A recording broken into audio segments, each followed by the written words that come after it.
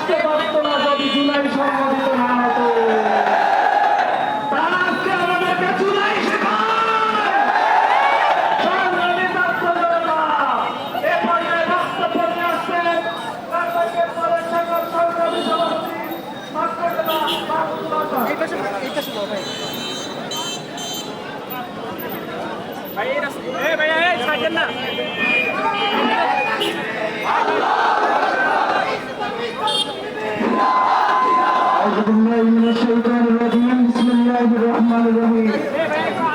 আজকের এই বিক্ষোভ পরবর্তী সমাবেশে